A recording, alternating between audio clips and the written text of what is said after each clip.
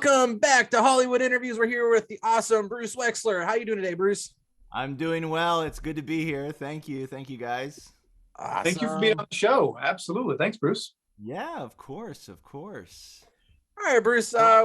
We start the interviews off by asking our guests, how did you get into film and television?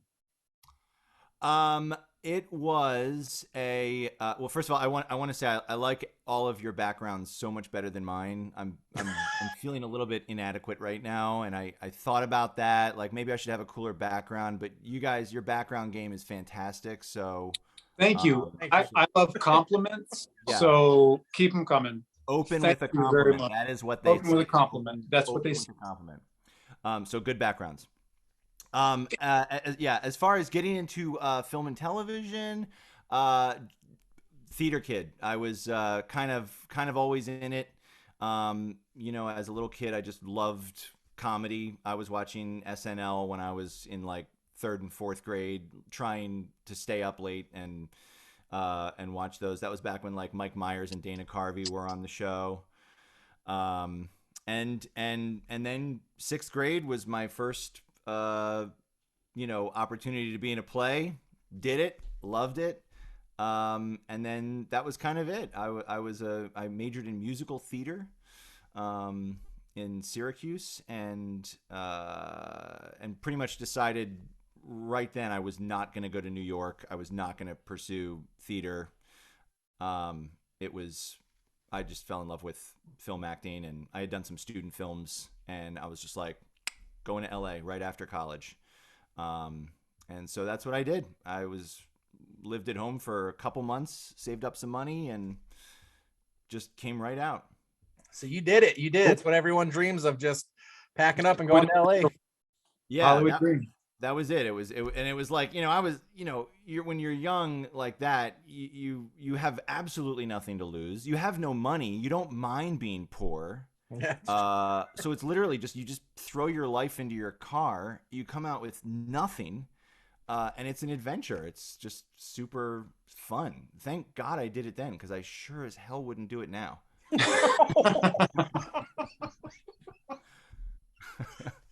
10 out of 10 would not recommend at the moment.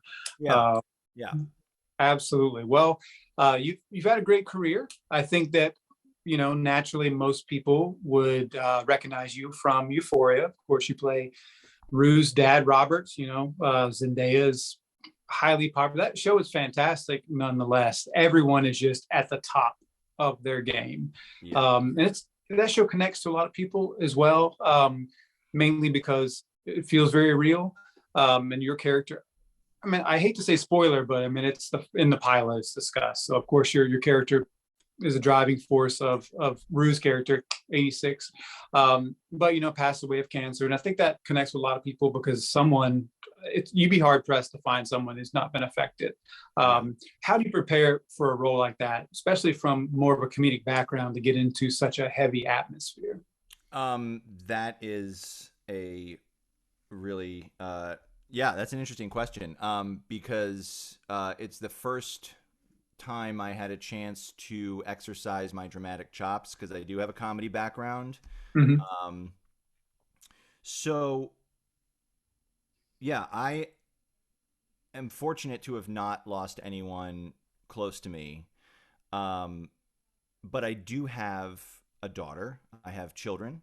Mhm. And so this is a character who, Rue, that's Zendaya's character, that's his daughter, and she's the one who sort of nursed him while he was sick, took care of him. And for me, I sort of had to get into that thought process of how would that feel to, against everything you want to do, you're gonna leave your family, and you are. Mhm. And how would that feel? And I just went through all of the feelings of you'd feel more than sad. You'd almost feel angry.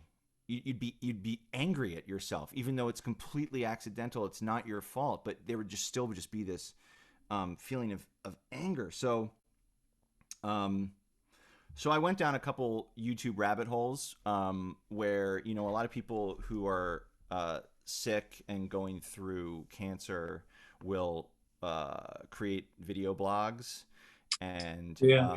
I went to YouTube and I just started sort of watching a lot of those, which was a huge, huge downer and eye-opening. Yeah. And I just learned a lot from those, and just got myself into what I thought was the right zone. Um, and I listened to a lot of Coldplay, a lot of early Coldplay. Yep. That'll do it. Yeah, and on the day of the audition, because I had to go in there and they had me do some of the cancer scenes from episode 2, and Wow. I the audition was about 3:30. I purposely didn't eat that day. I did not drink that day. I wanted to make myself as uncomfortable as possible. I didn't lick my lips that day. Wow. And I was sitting in the audition room just listening to Coldplay and thinking about a lot of the stuff that I had been watching on YouTube, and it's pretty dark, but I got the part. So I mean, it lends itself well. I mean, it's, translates perfectly. I mean, I've known people, unfortunately, who have passed away from cancer, and it's a very accurate portrayal of what happened. So yeah, thanks. And I have a daughter, so I use that as much yeah, as I can. Yeah, yeah. So it was pretty heavy emotional stuff, and yeah, but quite an honor because people do connect with it, and they've told they me. do.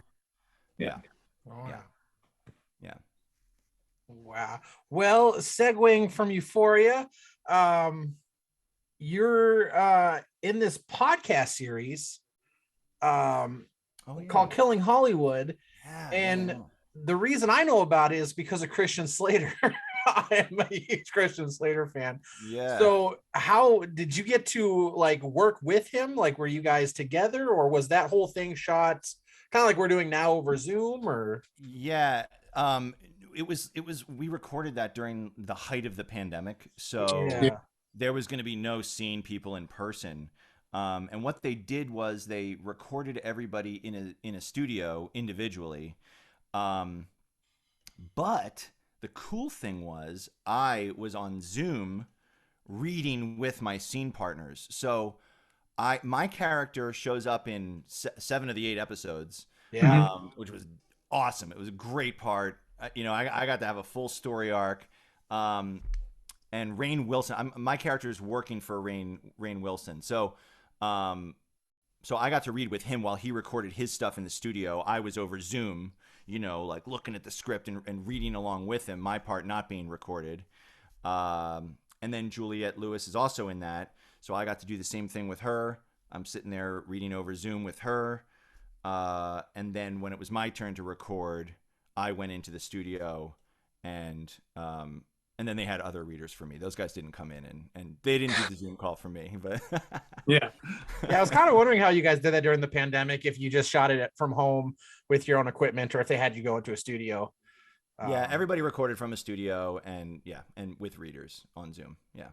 What a great cast. I mean, Rain's a legend, Juliette Lewis, all of them. They're just the best of the best people. And it's entertaining too. We listened to Good it before. story. I It's recommend so good. everybody who's watching this, check it out. It's on Audible. It's so good. It is. I love it. It's really good. Yeah. Thank you for bringing that up. I'm glad you did.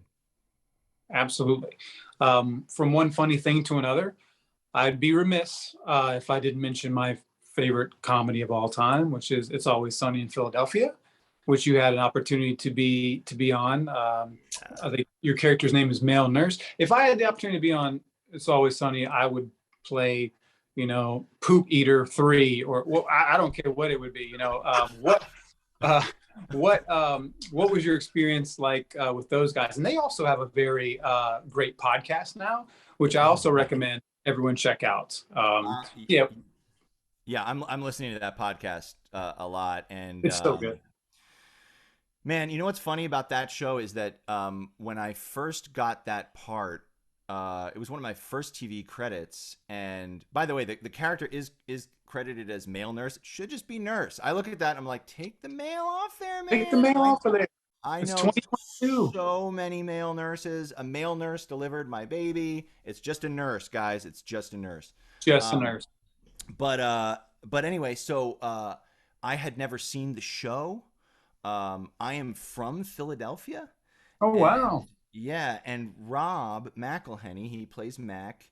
Mhm. He and I grew up in kind of the same place at the same time, so we sort of know a lot of the same people from like high school and stuff. Like one of my best friends from back there went to high school with him, and his best friend went to middle school with me. You know what I mean? So there Whoa. was that, and I had never seen the show before, so I went on the show, and they could not have been cooler, nicer, more awesome. I had just an insane experience. So I was, and I was a co-star, so it was like under 5 lines, you know, showing up at the end of this episode. But I was talking to Rob and kind of telling him, hey, I know these people that you know, and I'm from Philly too, and all that. And so then it came up that they were going to be shooting all their exteriors in Philadelphia like 2 months later. And he goes, and actually I was going to be in Philly then visiting just my family. Oh, And cool. he just goes, you should come to the set. So I was like, oh, okay. Yeah, that would be awesome. Yeah. And, you know, kind of not thinking, I was like, yeah, oh, yeah, that sounds really cool, man. I will. Sure. Sure. Yeah. But then as I was leaving at the end of the day, I look over and he's like chasing me down. He's doing like the Mac fast walk that we love so much, and I'm like, why is the creator of this show walking towards me at such a clip? And he says, he's like, let me give you my number so you can text me when you're in Philly, which he did. Can't believe he Whoa. did that. Like, this is not season 1. Like, this is like season like 9 or 10. 9. Yeah. Mhm. Yeah. And so I was just like, thank you, man. So a couple months later, we're in Philly. I texted him like early in the morning. He's like, yeah, we're at the corner of, you know, blah blah and blah blah. Come on. And then I grabbed my friend who we both mutually knew, because I was just like, dude, you're coming with me. You're coming with me. And then we went and hung out with the gang like on set that day. Like, what an incredible co-starring experience for somebody who had such a small part on that episode. And just such wonderful people. I love them all so much. And then it became my favorite show. Like, now I Oh yeah. watch it obsessively. Watched it last night, like 2 episodes. My wife is just like, seriously, again? And it's Well, like, you know, yeah. the 12th time's the charm. Now, my previous hero used to be Batman. Now it's you, Bruce, which is, you know, kind of a cool thing because, you know, it's a nice like Bruce Wayne Batman. Yeah, But yeah, true. that's so cool. Those guys are, I imagine they're just the salt of the earth down. Like, there's no, what you see is what you get. There's no pretentiousness about it. Yeah. Guys, Yeah, yeah. and like Rob and I are strangely connected out here too, because we're both Eagles fans. So we've spent time together at like Eagles games and stuff. And I just don't have enough good things to say about him. He's just I just I love that guy so much. Yeah. Rob McElhenney, come on out. No, he's Yeah. right here. Oh yeah. Hey. Well, speaking of that show, I've only been to Philadelphia once in my whole life, and it was a long time ago. But does that show represent Philly, or is that, I mean, pretty much how You it know what? is? Ah, man, I'm surprised they don't do accents on that show. The Philly accent, it's such a lost opportunity, because all my friends and I just eat that accent up, you know? Like, oh yeah, we're gonna go see the Birds this weekend, and you know, oh yeah, well, you know, all you have to do is you know, throw a couple batteries and the other team's gonna get in their heads, you know. So I think they've done it a couple times on that Couple show, times. but I am like, come on, guys, come on. You Lean know, into it more. Lean way into it. You yeah, know. Mac does it. He goes Poconos. He says Yep. Poconos. And then Dennis did an incredible one during Charlie McDennis 2, Electric Boogaloo. Yes, Electric Boogaloo. Yep. That's a great episode. Yeah. I thought you guys might be fans of that show. Ah, Well, man. ah, religious. OG, like from season 1, I jumped on the Philly train when it premiered and have not jumped off yet. Yeah. I took it all the way to Yeah. Ireland, from Philly all the way to Ireland. I'm with you. I'm with Back you. again. So Yeah. so on Mondays, our assistant will tell us who we booked for the week on the show. And there's this list I have. I think Noah's got one too, of guests that if they came on, I would just pass out during the interview. And the cast of Sunny is definitely on that list. I would just Yeah. It's such a well done show. All those guys are just hilarious in their own right. I mean, and all their shows that they've gone on to do, like AP Bio is hilarious. Mythic Charlie Day, like, yeah. So Yeah, Glenn is Juilliard trained. Oh, Which yeah. I you can tell when you watch the show. Like every facial expression that guy Yep. does is calculated. Like he's on fire. and getting Danny DeVito on your show is like what? Yep. That's Yep. the next level. Yeah, when I found out my scene was with him when I went on the show, I was like, oh, I'm pretty much doing my scene with him. And on the day, he says, come over, stand next to the bed, because he's in a hospital bed and I'm the nurse. And I was like, is he talking about during the scene? Because I was like, then the director's not telling me to do that. So do I listen to the director or Danny DeVito? And he meant come over here right now so I can take a selfie. So I go stand next to him. He holds up his phone. Whoa. He takes the selfie because we both had crazy things going on. Like my Yeah. they like glued hair to my neck. He was completely bald. So we both had crazy things going on. And then I was like, how am I gonna get that? How am I gonna get that selfie you just took? And he just, he hits email on his phone. He's just put in your email. And so he emailed me the picture, and it's That's cool. one of my favorite pictures of all time. We Only positive experiences here, guys. Only positive experiences. Only positive experience. Speaking of that, so me and Noah were on season 2 of Righteous Gemstones, and there's this scene, unfortunately got cut from the show, but it's me, Danny McBride, Cassie Freeman, and we're standing on the stairs and we're shooting our scene, and they actually took photos, still shots and stuff. And I would love to have those photos. Yeah, so it's lucky that you got those photos. I'm always in those moments. I'm just like, okay, right. Step up and ask. I should have. Yeah. Yeah, I saw that you have the Righteous Gemstones sort of connection on some of your Instagrams. Oh yeah, absolutely. You guys are there, and that shoots in South Carolina, right? Yeah, Charleston, South Carolina. Yeah. It's Season 3 starts shooting in May. Oh, that's great. That's great. Yeah. Out of all the work me and Noah have done, I think, we can agree Gemstones has been the greatest experience of our lives. It's one hell of a show. Hop in the car 5-10 minutes and I'm there. So. Yeah, nice. That's fantastic. That's fantastic. Yeah, because most of the work we do, we have to drive all the way to Atlanta nowadays. So it's nice when something shoots in Charleston. Yeah, how far of a drive is it from you to Atlanta? It's about a 4-hour, 5-hour drive. Okay. Yeah. So it's taxing, especially when like I do a lot of short films. So I'll go down there and do a part for like 2 days, come home, and then I get a call like, "Hey, we got another part for you. Come on back down." Nice. Cool. Let me drive another 5 hours. A lot of people have, spent some time going back and forth from LA. I know people who uprooted and gone to Atlanta. Oh yeah, that's. So back in 2015, I was living in Minneapolis, and I decided to, really do the film thing, and I was gonna drive out to LA, but all my friends were like, "Dude, Atlanta's where it's at." So I drove down here, and they were right. Yeah. That's awesome. Yeah, a lot of stuff out there. Yeah. I think you mean Hotlanta, where the players play. That's how I know. That's how I know. So Bruce, we mentioned comedy, and of course, starring in a dramatic TV show. What other genres would you like to explore in your career? Well, I kind of think that straddling that line between comedy and dramatic stuff has been pretty hard to do because I feel like I can do both. And that's not, and I have done both, but a lot of actors kind of do one thing, and it's because they do it on purpose, where they're like, well, this is what I am, so you know how to cast me. So what I am enjoying is that a lot of shows now are this complete hybrid of comedy and dramedy, I believe they call it, but that might be like a 10-year-old term. But like one of my favorite shows now is Succession. Yes.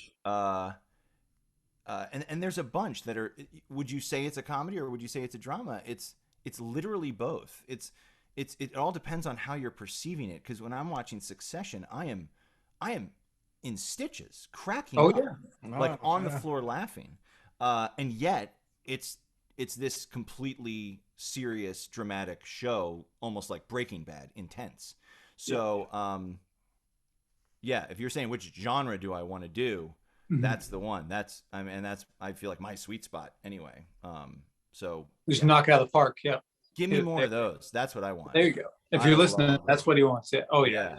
Yeah, And yeah. even something like Peacemaker, who like I the character's one way in Suicide Squad. I think HBO Max is just killing it with their shows. By the way, Yeah, but I love the intro credits for that show. probably the best intro Yes. show in a while. So good. But you don't expect to see as much drama and heart and comedy and the classic superheroes. So it's got a good mix of three different genres going on. So a lot of opportunity in HBO Max lands to nail some roles. Yeah. Yeah, when he's hugging that eagle, instant tears. Yeah. Yeah. That's right. That's right. And yeah, that's opening. It might be one of the only opening credits I don't skip. I watch it. Yeah. Every time. It's really good. Amazing. I also got that song. That's my workout pump up song. Like that's what I start out when I go in the gym. That Wigwam. That song is just dynamite, man. Yeah, Dynamite. for sure. Absolutely. Um, And I'm a former like wrestling fan, so not John Cena. I was done by the time he was big, but same. you take it back to the 80s and 90s, and I can tell you anything. I'll do a whole 30-minute interview with you guys about just wrestling in the early 90s. Deal, because I also that's in my sweet spot. Deal. I love it. Yeah. Stone Cold's coming back, so Coming back to what? Wrestling? yeah, that's the big. They dropped yesterday. Actually, he's gonna be at WrestleMania. Assuming wrestling again. He shot a promo saying that he was gonna be laying some whoop ass on this guy named Kevin Owens. So I'm worried for him. He's injury plagued. He had to end his career early. Neck injury. That's right. Be careful, Stone Cold, if you're watching this. Be careful, please. yeah, he is watching. He's watching. He's So a big fan. Yeah. he's a huge fan. I still watch wrestling to this day. I've been watching it my whole life, and it's way more scripted now, and there's a lot more safety precautions in play. So, I mean, also, just the look of it is so different. Like Very different. They make the audience totally red for some reason. And Yeah. even like the gates aren't metal. You can't drop a guy on his neck because it's like padded and. Yeah, I don't know. I mean, I miss the days you're just throwing people through the Spanish announce table. Yeah, Just and I crushing mean, them. they broke kayfabe so bad that now it's sort of weird because now everybody knows that everybody knows it's not actually really I mean the athletics are real and all that, but at least when I was a kid, I obviously knew that they were acting and putting on a show, but it was still fun that nobody broke kayfabe back then. No. It's too polished. It needs to be gritty. It's too much of a sheen on it.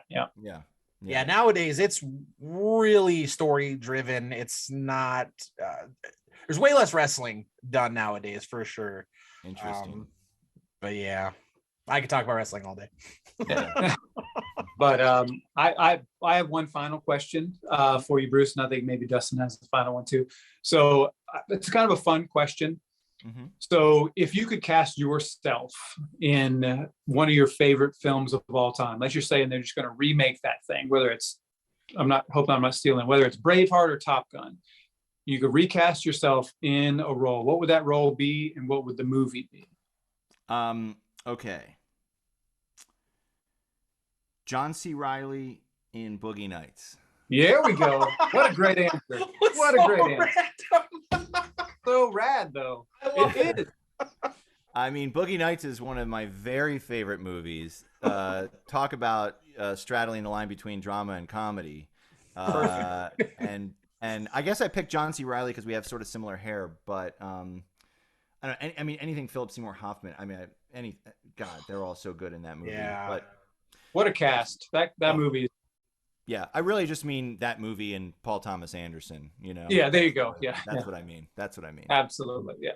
Nice. Yeah. That's I would not have I didn't see that answer coming. It's a great What were you thinking? Were you I thinking watched I'd go Boogie with Nights like, just the other day. So good. like Godfather, or what were you thinking I would just what was your perception of what I was gonna say? Maybe I honestly didn't have one. I just didn't see. No one even talks about Boogie Nights anymore, which makes me sad. Oh, God. It's such a great movie. So good. So So good. good. Yeah. All right, Bruce, we're doing something new on the show now where we get a question from an audience member to give to you. Now we got several, but I picked the one I like the most. And if you could be in the Marvel Cinematic Universe, which character would you want to be? And they could already be an established character. Oh man! All right, this is a tough one. This is a tough one. We've been doing so well with the wrestling. I was able to drop the word kayfabe on you guys, so you knew I was legit.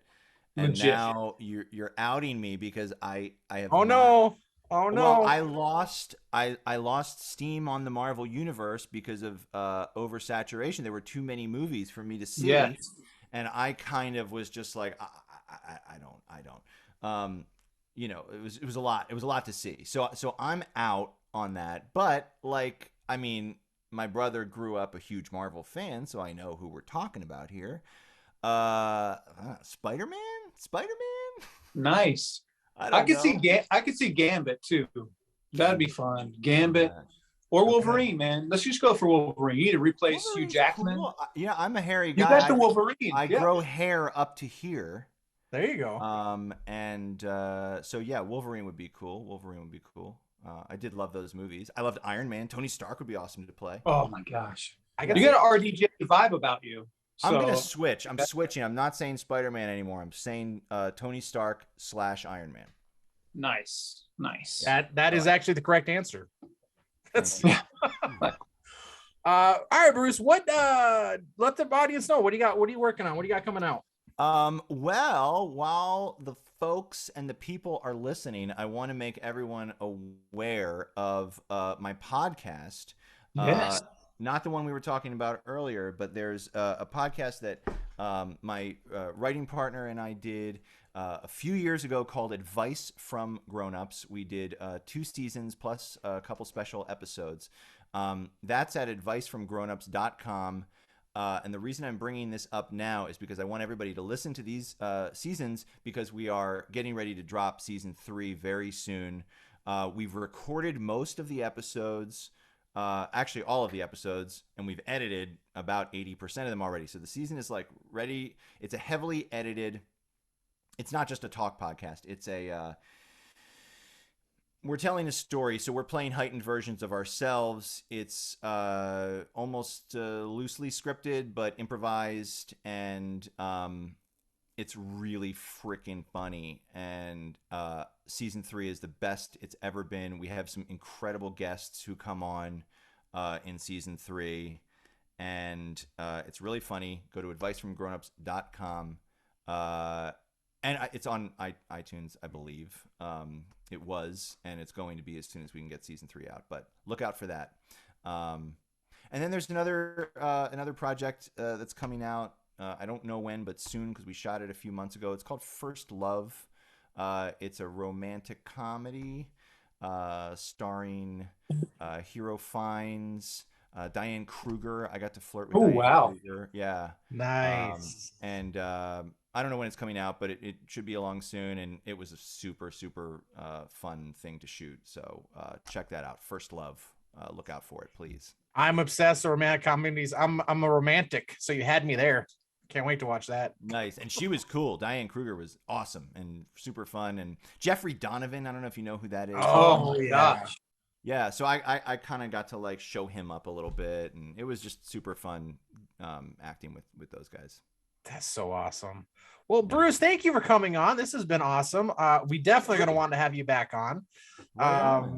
So yeah, y'all, thank you for watching Hollywood Interviews. Absolutely. And we're going to put a link to the podcast description in our description of YouTube, so people can check it out, because that sounds amazing. And I personally am going to check it out as soon as we get off of this interview. That sounds really cool. It's really funny. And yeah, I'm just excited about season 3 because it's really funny. Right on. Right on. That's awesome. Well, y'all hit that like button, subscribe, and we'll see y'all in the next episode. Thank you. Later. Take care, guys. Bye-bye. But